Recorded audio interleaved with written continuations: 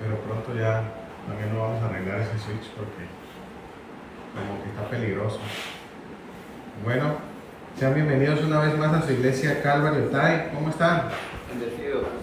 ¿No se escuchan muy bendecidos? A ver, ¿cómo están? Eso, con seguridad de que sí están bendecidos. Y si no está bendecido, a eso vino la casa del Señor hoy, a recibir bendición. ¿Cuántos dicen amén? Amén. Hoy vamos a continuar con nuestro estudio en el libro de Mateo. ¿Cuántos recuerdan lo que vimos la semana pasada? Estamos estudiando Mateo, acuérdense. Vimos el final del capítulo 6 que hablaba sobre ¿qué? Sobre los afanes, ¿verdad? Sobre no estar preocupado por qué habremos de comer, de qué habremos de vestir. Y yo creo que nos ha servido, ¿verdad? En la semana. Yo no he estado nada preocupado, hermano. De que ni he comido, pregúntale a mi esposa. Ya no me preocupo, ya no como. Y ya me pongo todos los días la misma ropa. Le digo, ¿qué le hacen? Que me critican los hermanos. Nada, no se crean. Entonces, hoy vamos a comenzar el capítulo 7, que es el último del Sermón del Monte. Ya el Señor, después de este capítulo, va a bajar del monte y va a comenzar a realizar milagros. Va a seguir con las enseñanzas, pero ya no dentro de lo que es este Sermón del Monte. Va a bajar del monte y va a comenzar con milagros de sanidad a partir del capítulo 8. Entonces, hablando de sanidad, eso me recuerda una historia de una vez que escuché a dos doctores hablando y uno le dice, el doctor principal le dice al doctor asistente, le dice, ¿sabe qué? Tenemos que operar a este hombre, pero ya, rápido. Y le dice al asistente, ¿pero qué tiene este hombre? Tiene mucho dinero, dice. Bueno, no le dio risa, es que somos pobres nosotros. ¿Puede ver el título de nuestro sermón en la pantalla? Mateo 7. Justo juicio. Ese es el título de la enseñanza del día de hoy. Y vamos a ver Mateo 7, del 1 al 6. Mateo 7, del 1 al 6. Vamos a durar ahorita unos 2-3 horas porque no se rieron de chiste. Yo creo no ha ido al doctor usted, ¿verdad? Siempre lo quieren operar a uno y más si saben que uno tiene los recursos. Bueno, a través de este estudio de Mateo del 7 del 1 al 6 vamos a aprender 3 principios para juzgar bien. 3 principios para juzgar bien. ¿Cuántas veces hemos escuchado este pasaje, verdad? Yo creo que muchos de los que tenemos yendo tiempo a la iglesia hemos escuchado Mateo 7. ¿Cuántos lo han escuchado más de una vez? No juzguéis para que no seáis juzgados, ¿verdad? Hay personas que se saben este texto de memoria, a lo mejor no saben dónde está, pero sí se saben el texto y dicen, no juzguéis o no me juzgues, dicen muchas personas. Hay personas que tienen tatuajes que dicen, solo Dios puede juzgarme. ¿Sí han visto? ¿Alguien aquí lo tiene ese tatuaje? Ayer sí lo tenía una persona cuando pregunté. Solo Dios puede juzgarme, y se lo ponen aquí todo. Porque regularmente usamos este versículo para escudarnos de cuando estamos haciendo algo mal. Y a veces en la iglesia se le ha enseñado a las personas que no pueden ser juzgados por otros. Hermano, ¿puede pensar un poquito en dudaje, por favor? No por mí, porque distrae a las demás personas. Este versículo por años ha sido mal utilizado, mal enseñado en muchas iglesias. No juzguéis para que no seáis juzgados. Pero hoy vamos a aprender qué es lo que realmente Jesús quería enseñarle a sus discípulos al decirle estas palabras. Y vamos a comenzar con la lectura ahí en el versículo 1, aunque yo lo repetí más de 3 veces. Como dije antes, es un versículo corto y muy fácil de memorizar. Dice, no juzguéis para que no seáis juzgados. ¿Qué quiere decir juzgar? Quiero partir desde ahí, porque a veces tenemos una definición de lo que es juzgar, otros tenemos otra. Algunos dicen que juzgar es criticar. Es un sinónimo, pero aquí puede ver en sus pantallas el significado de lo que es juzgar, a lo que se refiere el Señor aquí. Emitir un juicio u opinión de algo o alguien sin tener elementos suficientes que confirmen nuestro argumento. En pocas palabras, hablar algo sin tener pruebas, sin tener suficientes pruebas o elementos para que lo que digamos sea confirmado como verdad. Entonces, esto es lo que no debemos de hacer. Mire lo que dice Jesús en Juan 7:24. No juzguéis según las apariencias, sino juzgad con justo juicio. Entonces aquí vemos al Señor no prohibiendo juzgar, sino aquí vemos el significado de lo que realmente quiso decir con esas palabras. No juzguéis para que no seáis juzgados, no juzguéis según las apariencias, sino juzgad con justo juicio. Jesús dijo estas palabras después de haber sanado a un hombre en el día de reposo. Él estaba siendo juzgado por los fariseos porque decían: no guarda el día de reposo, no respeta la ley de Moisés. Sin embargo, Jesús les hace ver y les dice: ustedes me están juzgando por esto, pero ustedes mismos circuncidan a los hombres en el día de reposo. Si un niño en la cultura judía que respetaba la ley de Moisés nacía en viernes, a los 8 días tenía que ser presentado en el templo para ser circuncidado, no importando que fuera día de reposo. Y la circuncisión es una práctica médica, es una operación quirúrgica, una intervención quirúrgica, incluso más compleja que un Jesús que le decía a la gente: levántate y anda. Y por eso le juzgaban. Entonces Jesús dijo: no juzguen según las apariencias. ¿Por qué? Porque el amor y la misericordia están por encima de la ley de Dios. Entonces, muchas veces Jesús les dijo estas enseñanzas a los fariseos: ¿quién de ustedes que tiene un asno, verdad, y cae en un hoyo en el día de reposo, no lo saca? ¿Cuánto más no tendré misericordia yo de estas personas? Jesús estaba siendo juzgado por los fariseos todo el tiempo, hermanos, por sanar en el día de reposo, porque sus discípulos recogían espigas en el día de reposo, porque no se lavaban las manos. Por todo estaban siendo siempre juzgados, estaban en el ojo del huracán, como decimos, ¿verdad? Pero miren lo que nos enseñan las Escrituras acerca de juzgar con justo juicio. En el libro de Corintios, Primera de Corintios, el apóstol Pablo, aquí vemos este versículo que es una sentencia de un juicio. Dice: el tal se ha entregado a Satanás para destrucción de la carne, a fin de que el espíritu sea salvo en el día del Señor.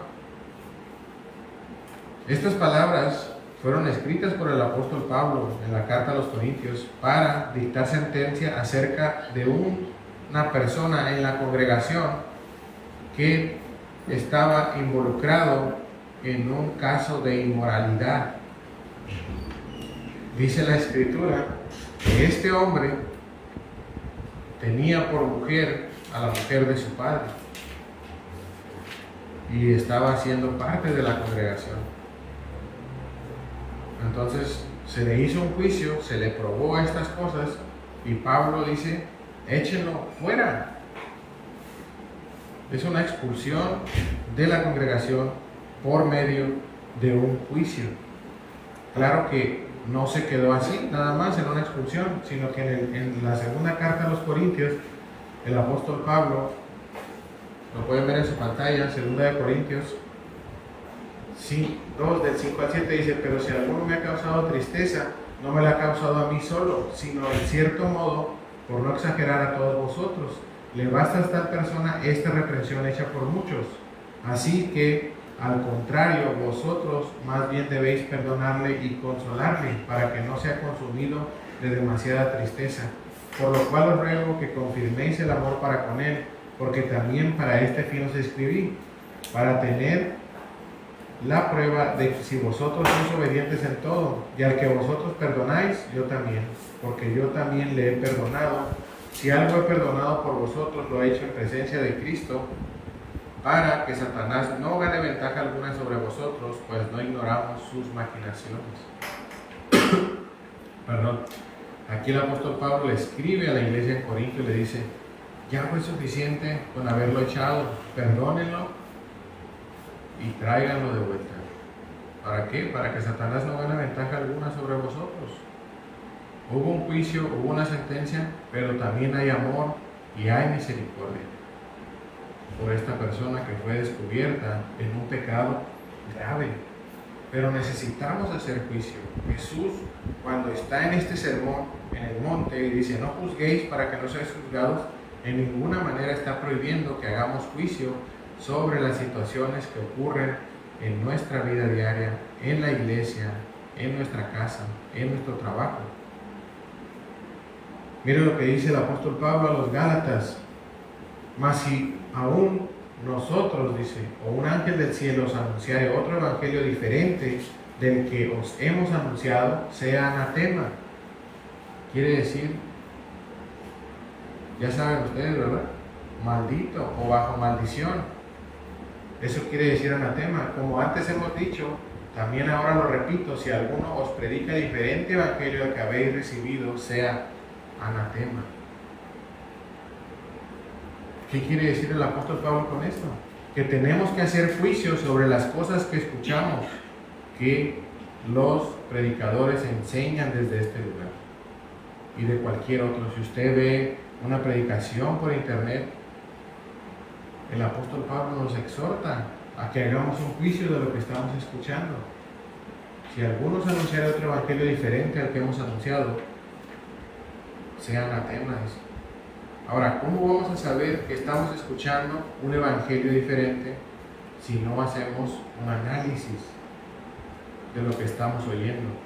Necesitamos escudriñar, necesitamos comprobar que es verdad lo que se nos está diciendo para tener suficientes pruebas y elementos sobre lo que oímos. Mire lo que dice el doctor Lucas en el libro de Hechos: y estos eran más nobles que los que estaban en Tesalónica, hablando de los de Berea, pues recibieron la palabra con toda solicitud, escudriñando cada día las escrituras para ver si estas cosas eran así.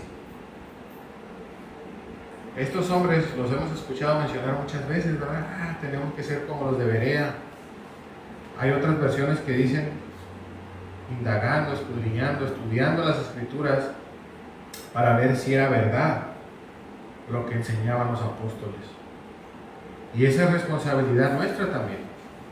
Por eso aquí decimos: si estás tomando notas, este es el punto número 1.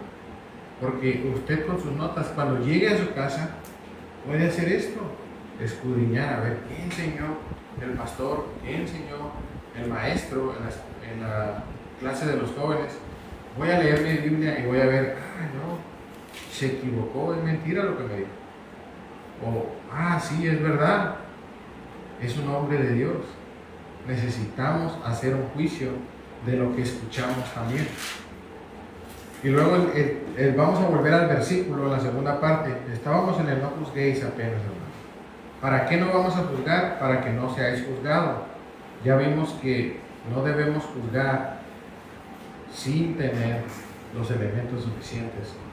¿Por qué? Porque si no vamos a ser juzgados de la misma manera. Todo el problema y toda la raíz y el contexto de estas enseñanzas era ocasionado por la observancia de la ley.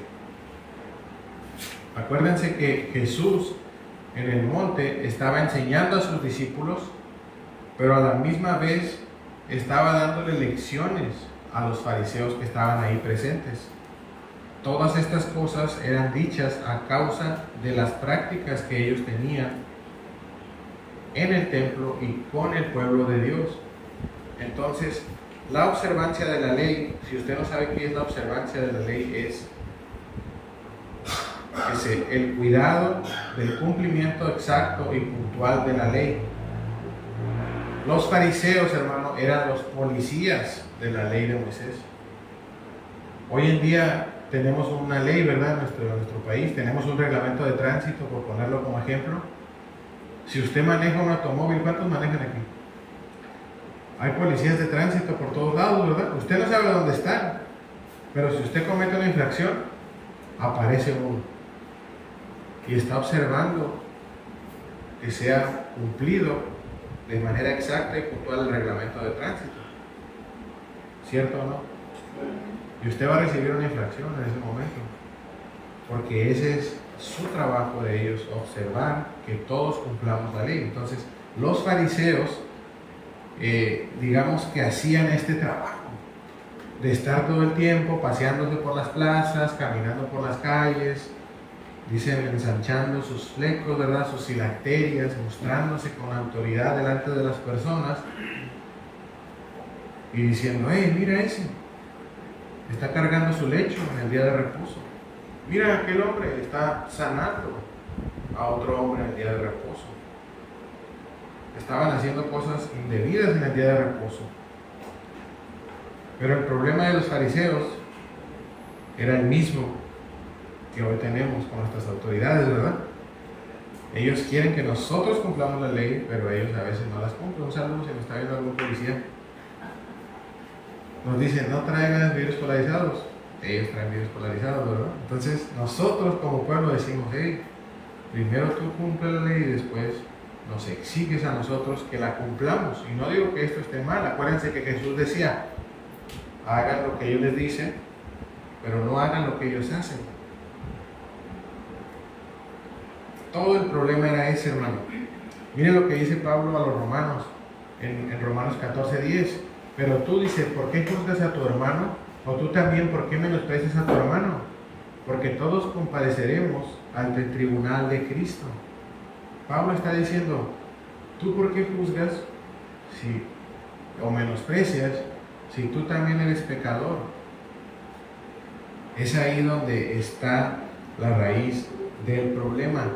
En Romanos 14, Pablo está tratando de que ya la iglesia se deje de cosas, de pelear, de decir, unos decían que se debía de comer carne, otros decían que solo se debía comer legumbres, otros decían que se tenían que seguir festejando las fiestas judías, otros decían que ya no, porque ya habían sido salvos bajo la gracia de Cristo. Entonces había ese conflicto en la iglesia en Roma y Pablo estaba tratando de decir: ¿sabes qué? No se juzguen de esa manera. No menosprecies al que tú piensas que hace algo que no debería de hacer. Ese es el aspecto en el que no debemos de juzgarnos. Cuando nosotros creemos que algo está bien bajo nuestro propio criterio, pero en realidad las escrituras no enseñan eso. Entonces, aquí encontramos en este versículo nuestro primer principio para juzgar bien. Principio para juzgar bien, número 1, si está tomando notas: hay que tener el conocimiento y las pruebas. Para juzgar bien hay que tener el conocimiento y las pruebas. Cuando digo hay que tener el conocimiento, me refiero que para juzgar un caso, primero hay que tener el conocimiento del caso. ¿Qué fue lo que pasó? Y también tener el conocimiento de la ley. ¿Qué es lo que dice la palabra de Dios? Hablando de la iglesia, ¿qué es lo que dice la palabra de Dios que debemos de hacer en este caso? Y segundo, tener las pruebas de que realmente pasó esto que se nos está trayendo a juzgar. ¿Cuántas veces a ustedes los han castigado injustamente por una acusación falsa? Levanten su mano si alguien lo ha castigado por algo que usted no hizo, pero alguien lo acusó y dijo: esta persona hizo esto, ya sea en su casa, en el trabajo, en la escuela, etcétera, ¿verdad? Sobre todo los que tenemos hermanos. ¿Alguna vez le dijeron a usted, él se comió mi gansito que dejé en el refrigerador? Y usted dice: no, yo no fui. y trae todo el chocolate aquí amarrado. A veces no se sabe quién fue, pero tenemos mala fama, ¿verdad? Comelones, etcétera, etcétera. Dicen, no, tú fuiste, y tú sabes que tú no fuiste, pero te están acusando falsamente, injustamente, sin pruebas y sin conocer lo que pasó. ¿Cuántos de los que tuvieron hermanos en su infancia o tienen, si están chicos todavía, alguna vez los castigaron, les pegaron porque su hermano los acusó de que ustedes le habían pegado, por ejemplo? Y a veces los hermanos hasta se pegaban ellos solos, ¿no? Y le decían a los papás, mira, me pegó aquí. Y ahí la marca de ellos mismos se la habían hecho. Y tu papá llegaba y decía, órale, sin preguntar. ¿Era un justo juicio eso? No, ¿verdad? Se presentaban pruebas que no eran suficientes, una acusación bastaba. Muchas veces el hermano menor era el consentido y esa era la razón por la cual eras castigado por una acusación de alguien que tenía privilegios. Y así eran los fariseos, ellos creían que tenían privilegios sobre las demás personas y hacían falsas acusaciones y ponían cargas en otros que ni ellos mismos podían llevar. Pero mire lo que dice la ley de Dios acerca de las pruebas. Necesitas pruebas testimoniales para que una acusación sea verdadera. Por dicho de 2 o 3 testigos morirá el que hubiere de morir, no morirá por el dicho de un solo testigo. Ninguna persona debería ser juzgada o condenada por el dicho de un solo testigo. Si una persona tú le caías mal y te acusaba, no era suficiente. Tenía que haber 2 o 3 testigos que te acusaran de aquello para poder comprobarse. Antes no había cámaras, hoy hay cámaras, ¿no? En celulares todo el mundo te graba y ya no puedes subir. Como les comentaba hace un momento, una infracción de tránsito, tú puedes decirle al policía, oye, no, yo no me pasé el semáforo, pero te van a decir, ahí hay una cámara y vamos a revisar el video. ¿Estás seguro que no te lo pasaste? Ah, no, a lo mejor sí, es que soy daltónico y no distingo los colores. Muchas veces hemos sido juzgados, pero también muchas veces pienso yo que hemos acusado a otros falsamente. ¿Cuántos dicen amén? A lo largo de nuestra vida alguna vez le hemos dicho a esa persona, a veces creyendo que es verdad, no intencionalmente, pero hacemos un juicio malo sobre la persona y decimos, yo creo que ese fue. ¿A cuántos les han robado en su casa alguna vez algo? Y luego ves pasar a uno de los que andan ahí, ¿verdad? Que andan de malos pasos. Ese debe haber sido. Y esa persona a lo mejor ni fue. A lo mejor fue tu propio familiar el que te robó y tú dices, no, fue seguro. Y emitimos un falso juicio porque no juzgamos con justo juicio, sino según las apariencias, que es lo que Jesús nos dijo en Juan, ahorita que lo leímos. Vamos a continuar con nuestro estudio verso a verso y vamos a leer el versículo 2 para continuar. Ahorita nos vamos a ir rápido, hermanos, no crean que ahorita voy palabra por palabra, pero ya los versículos que siguen vamos a ir más rápido. Porque con el juicio que juzguéis seréis juzgados y con la medida que midáis se os medirá. Yo tengo la Biblia de las Américas, acuérdense, se me olvidó decirle al principio, aquí ya es diferente a la Reina Valera. En el otro versículo no había diferencias, pero yo creo que en este sí. Entonces, con la medida que midáis, se os medirá. ¿Qué quiere decir estas palabras? ¿Usted sabe lo que quieren decir? Es la famosa regla de oro. No hagas a los demás lo que no quieres que te hagan a ti, ¿verdad? O viceversa, de manera positiva es, haz con los hombres lo que quieres que los hombres hagan contigo. Sé justo. Yo sé que muchos de aquí nos dedicamos al comercio, otros prestamos algún servicio, ¿verdad? Necesitamos ser justos con las personas. ¿Cuántos se quejan aquí de que no nos dan la gasolina completa? No, ya me estoy metiendo en problemas, ¿no? Está bien vivo. Nos quejamos de bueno, seamos justos también nosotros con los productos que vendemos, con los servicios que vendemos, porque Dios no puede ser burlado y el hombre va a cosechar lo que siembra. Pero Jesús en este caso específico a lo que se refiere es que nos consideremos a nosotros mismos al juzgar. Considérate a ti mismo. Ya encontraste a la persona en la falta, ya te diste cuenta. ¿Cuántos aquí han descubierto a alguien en una falta? ¿Algún hermano, alguien de su familia, algún hermano de la congregación que no sea de esta, de otra, donde iban antes? Yo creo que todos alguna vez, ¿no? Nos hemos dado cuenta. Ayer no conté esto, pero una vez yo estaba lavando mi carro y venía un hermano que de la otra iglesia donde yo me congregaba, no de esta. Y llamémosle hermano, entre comillas, una persona que iba a la iglesia, vaya, venía de la tienda, no es el hermano Jaime, no se crean que iba a decir, porque ellos seguimos a los encuentros en la tienda.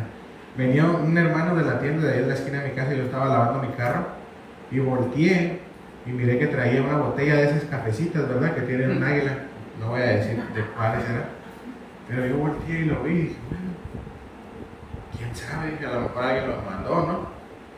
Y cuando volví a voltear me saludó, me dijo, hola hermano, ¿cómo están? Y le dije, bien, bendecido. Y cuando volteé a verlo ya no traía nada. Y dije, wow, ¿qué pasó? Después yo fui a la tienda y detrás de un carro, hermano, ahí estaba la botella escondida. Ahí la dejó. Fue sorprendido en su falta. Yo ni siquiera le dije nada, pero él se sintió sorprendido. Y yo nunca lo exhorté ni nada. Ya no fue a la iglesia, de hecho, después de eso. Ya nunca supe más de él. Pero tenemos que tener consideración. Cuando encontremos a alguien en una falta, que esté sentado ahí en el banquillo de los acusados, por un momento, si es que nos toca a nosotros ser juez, o confrontar a esa persona por su pecado, imaginémonos que somos nosotros los que estamos ahí. Como si fuera un espejo. Ponga un espejo ahí en esa silla y véase usted mismo. Considérese usted mismo como que usted puede ser tentado a caer en esa falta, o a lo mejor ya estuvo usted antes ahí. Yo creo que los que hemos venido de allá deberíamos de tener consideración mayor por las personas que están cayendo en ese tipo de pecados. Mira lo que dice Pablo a los Gálatas: hermanos, si alguno fuere sorprendido en alguna falta, así como el hermano, ¿verdad?, que venía a la tienda, vosotros que sois espirituales, restauradle con espíritu de mansedumbre, considerándote a ti mismo, no sea que tú también seas tentado.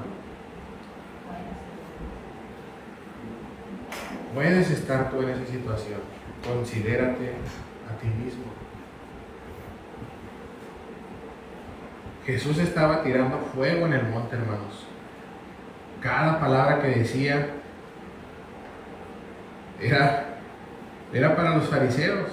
No podían escapar, como les dijo Juan: ¿quién los ha enseñado a ustedes a huir de la ira venidera?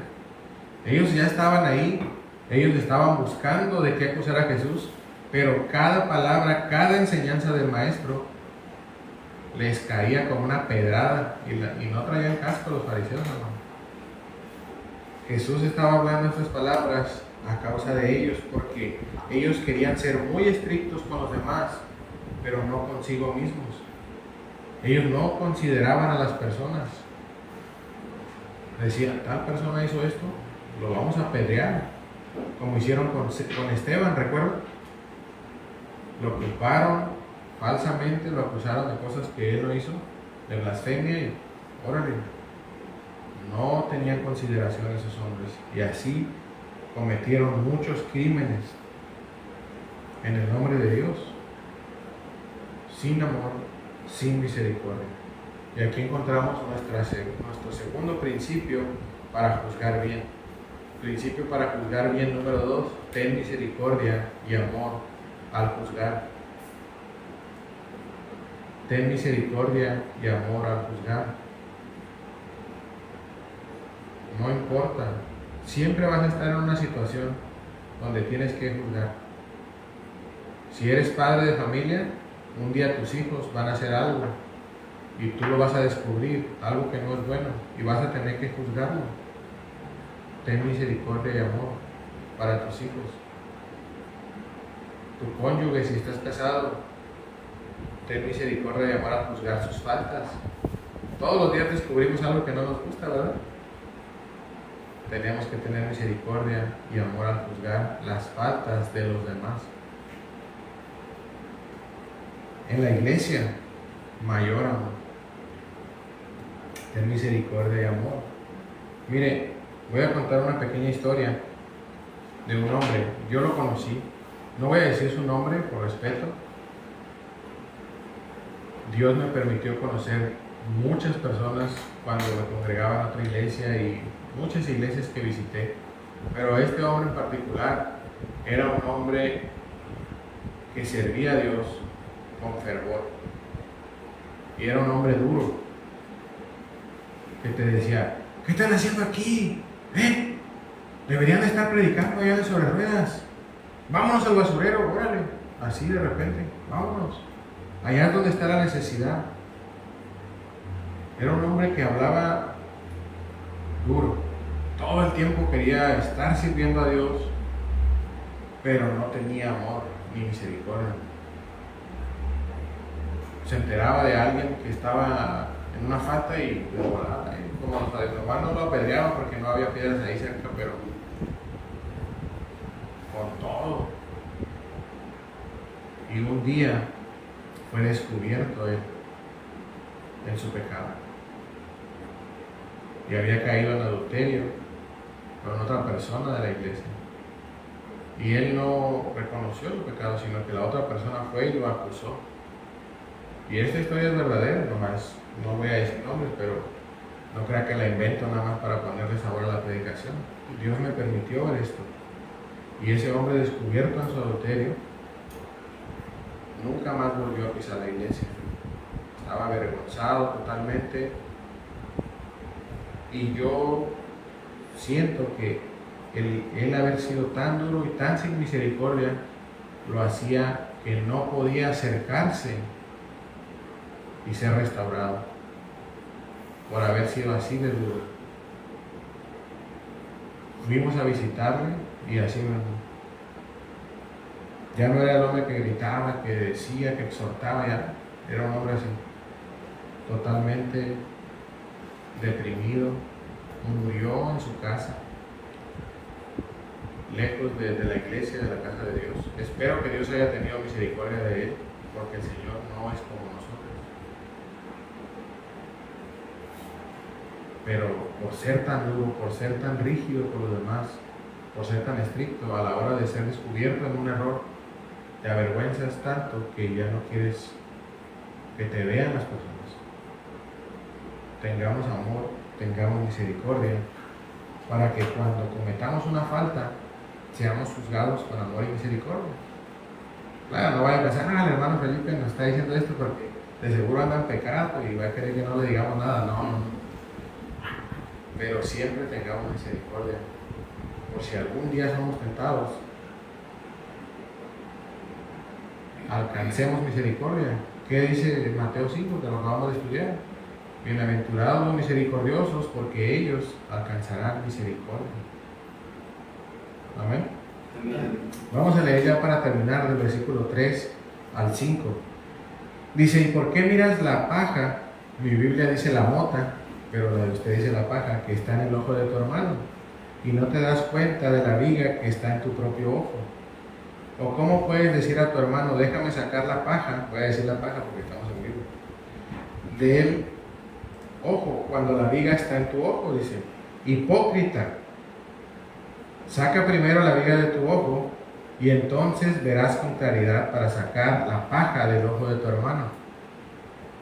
¿Sí nota que en su Biblia ahí dice hipócrita con signos de admiración? Hipócritas. Imagínense a Jesús ahí enseñando, el Señor en total mansedumbre, pero de repente dice hipócrita. Y todos los fariseos voltearon. Espero que ahorita no haya volteado cuando yo levanté mi voz, ¿no? Hipócrita, imagínate que vayas por la calle y grite a alguien hipócrita y tú volteas. ¿Qué pasó, hermano? Así los fariseos estaban ahí entre la multitud, pero ellos sabían que Dios les estaba hablando. Y Jesús dice, ¿y por qué miras la paja y no te das cuenta que tienes una viga? ¿Sabe cómo es una viga? Es como esta más o menos, como este barrote que va desde allá hasta acá. Pero a lo mejor hay vigas más grandes, depende del edificio, de la construcción. Yo quiero decirle en esta mañana que yo siento que nosotros no traemos una viga, hermano. Porque por esta viga, si me la pongo enfrente, todavía puedo ver a los lados bien. Pero si traemos un triplay, ¿sí conocen los triplays, verdad? Imagínense que traiga usted un triplay en el ojo. Ya no puede ver nada. Pero a los triplays tienen imperfecciones. Sobre todo los que yo compro, porque pues compro el más barato, ¿no? Pero imagínense un triplay, a veces trae un ojito, ¿verdad? Que le llaman y trae un hoyito por ahí. Y por ahí miramos, hermano. Por el hoyito del triplay. Y vemos con más precisión las faltas de los demás. Y dice, mira aquel hijo, ya va llegando tarde al servicio otra vez. Mírale, hermano, según dijo que iba a trabajar, ahí lo estoy viendo los mariscos. Rápido vemos los defectos de los demás. Lo vemos con más claridad los pecados ajenos que los nuestros. Y eso es a lo que se refiere el Señor aquí. Ahora, no solamente vemos, sino que en el versículo 4 dice, ¿cómo puedes decir a tu hermano, déjame sacarte la paja? Eso ya va más allá de solamente, mira, el hermano está en pecado. Sino que no solamente estamos viendo a través de ese agujerito, sino que vamos y le decimos, déjame ayudarte, hermano. ¿Cómo? ¿Cómo queremos corregir a otros cuando andamos peor nosotros? Eso es lo que Jesús le está diciendo a sus discípulos, ¿verdad? Guiño, guiño, dice. Está hablándole a los fariseos que están escuchándolo ahí. ¿Cómo ustedes quieren ayudar? Jesús miraba a las personas, hermano, ¿y qué le dijo a los fariseos? Ustedes son sepulcros blanqueados. Por fuera están presentables, pero por dentro están podridos. Y probablemente Jesús miraba a un hombre con un pecadillo por ahí y le miraba una manchita aquí. Y un fariseo a un lado podrido de pies a cabeza, queriendo ayudar al de la manchita. Eso era lo que Jesús miraba la pequeña paja en el pecado de aquellos hombres y luego miraba la gran viga de los fariseos, porque él podía ver a través de los corazones de las personas y puede ver hasta hoy en día a través de ti y de mí. Y él sabe cuántos de los que estamos aquí tenemos una pequeña paja y por eso estamos aquí, pero también sabe cuántos de nosotros tenemos una gran viga y estamos aquí queriéndonos hacer de que vengo a servir al Señor. Eso solamente el Señor lo sabe y usted. Por eso en esta mañana la palabra de Dios nos confronta. Y cuando vamos más allá de decir, déjame sacarte, mire lo que dice Pablo a los romanos.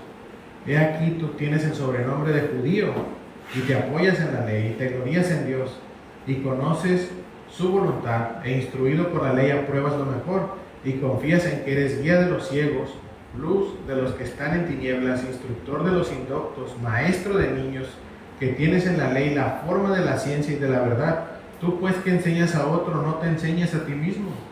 Tú que predicas que no se ha de hurtar, hurtas. Tú que dices que no se ha de adulterar, adulteras.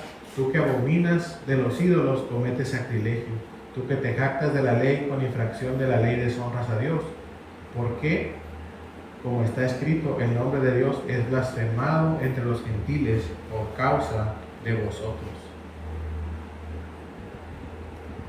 ¿Cuántos hombres de Dios, cuántos ministros del Señor hacen estas cosas? Le dicen a la gente, tú eres ladrón porque no traes tu diezmo. Y ellos se roban todo, ¿verdad? En Calvary no pasa eso. Gracias a Dios, por eso estoy aquí. Porque aquí en esta iglesia se hace buen uso de los recursos.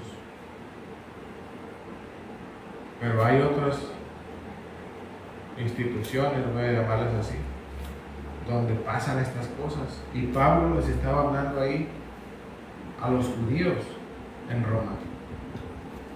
¿Y tú que haces esto? ¿Y tú que enseñas a otros? Dice, hipócrita.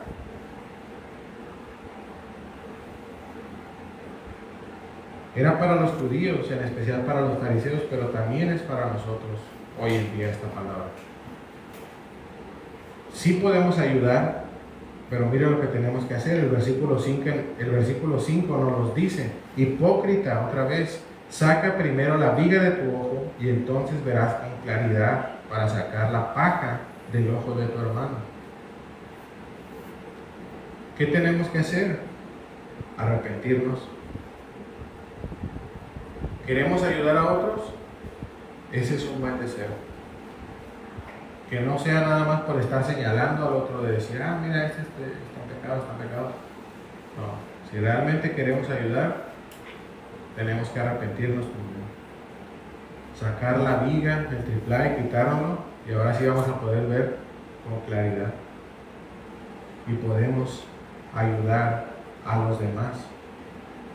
Y aquí encontramos el tercer y último principio para juzgar bien. Principio para juzgar bien, número 3. No necesita ser perfecto, pero sí santo.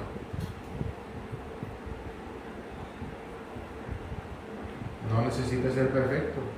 Y cuando hablo de este tipo de perfección me refiero a ser sin pecado. Porque Jesús fue sin pecado. Y claro, nosotros hemos sido justificados por su sangre y alcanzamos la perfección por medio de Él.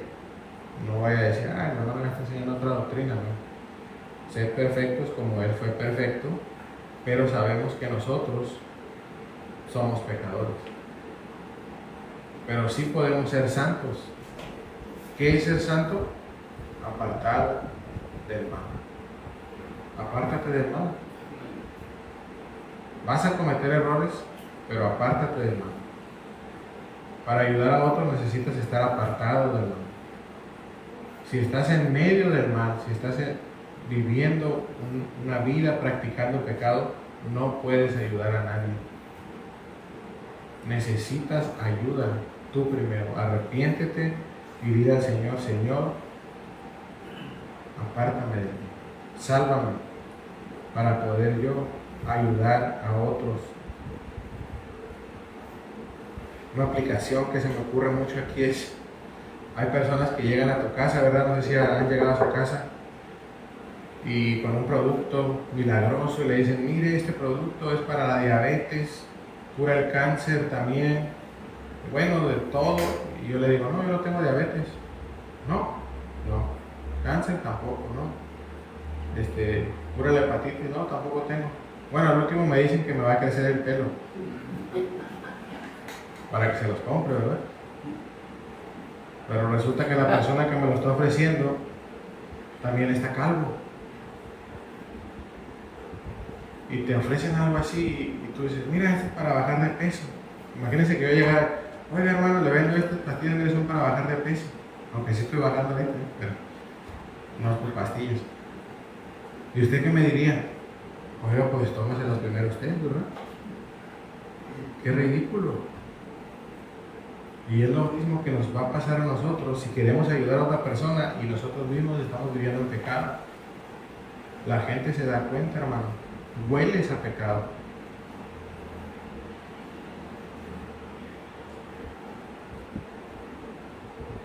Así de ridículos nos vemos cuando queremos ayudar a otro sin arrepentirnos, sin apartarnos del mal. No estamos haciendo nada, estamos perdiendo el tiempo. Acuérdense de aquellos hombres que quisieron echar fuera demonios y Dios no los había enviado ni el Espíritu tenían nada. Fueron avergonzados, los enviaron casi desnudos. Necesitamos ser santos. Ya para terminar, miren lo que dice el versículo 6. No deis lo santo a los perros, ni echéis vuestras perlas delante de los cerdos, no sea que las pisoteen, como dice la Reina Valera, y volviéndose os despedacen. El Señor cierra esta enseñanza diciendo estas palabras. Y aquí queda claro que nosotros necesitamos tener un juicio sobre las cosas para distinguir lo santo de lo profano. ¿Cómo sé qué es lo santo? Todo lo bueno que proviene del Señor, toda palabra que es inspirada por Dios.